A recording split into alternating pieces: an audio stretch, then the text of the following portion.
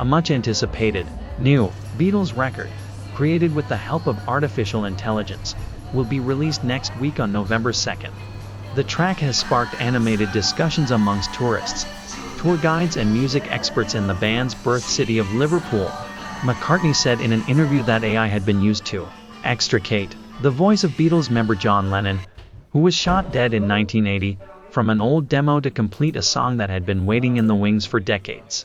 The announcement comes amid concerns over the growth in popularity of AI-generated music, with believable fakes of artists like Drake, Kanye West and Michael Jackson spreading on social media.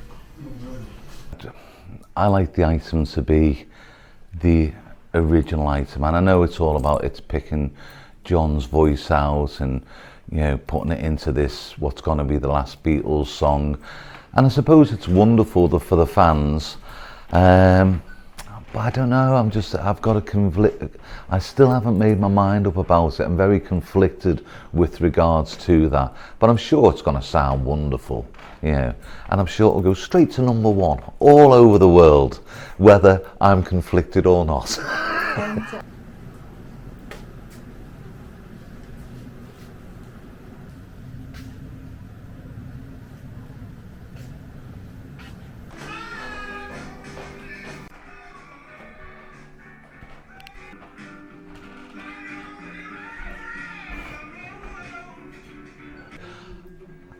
If it had to be broken down into what segment of that tourism was Beatles related, I'd say 40–50% of it is Beatles related. It's hugely important to the city and the city's economy.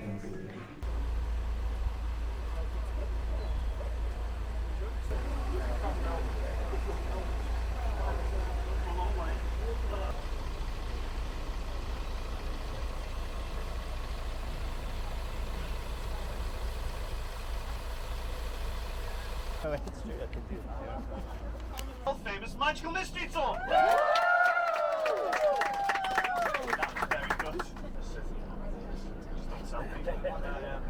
That is unbelievable, isn't it? I think I'll just switch off on this one.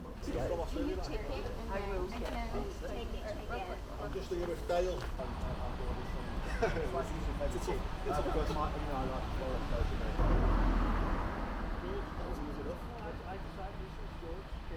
So for me, as long as it's not AI creating something new, if it's the Beatles have created something and thanks to the technology that's available, it's bringing their creation to life, I'm fine with that. If it's an element of creating something completely new and passing off as the Beatles, then I'm not okay with that. But I can't wait to hear the song. I hope it's done tastefully. I hope it is bringing about something that they have created together, collaboratively, and the technology just makes it happen. No, I got it. You got it.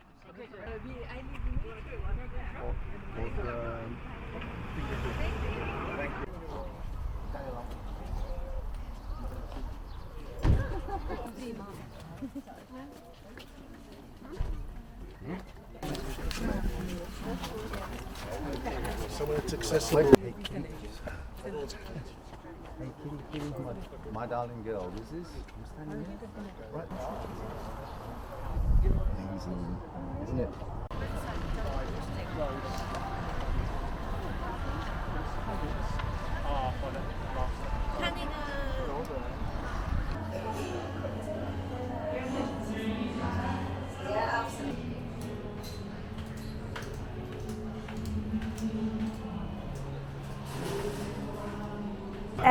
Every culture, pretty much the Beatles managed to, perform most places around the world and have fans everywhere. So we have multi-generational fans. So maybe there's a grandparent that brought their children, and then their children that have children and bring their children. So it just keeps on spanning. And in particular in Brazil, the fans are really young, and they've taken to Paul McCartney. It's kind of finding the new music. And we get an awful lot of Brazilian people wanting to come, and they really bring the party, So it's all ages, it really is.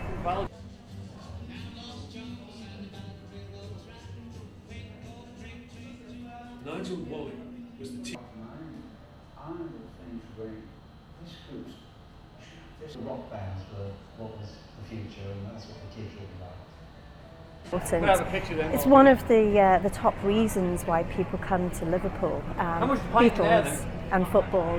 And so Beatles attractions in the city, you know, are really important, and the Cavern obviously being one of them. There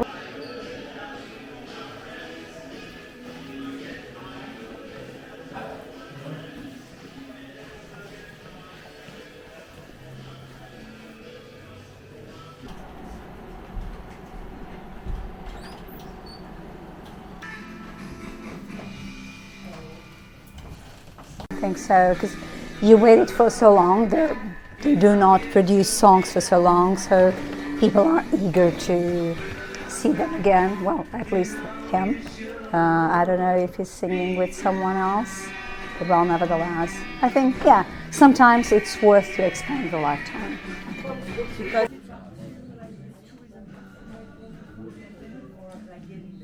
I'd say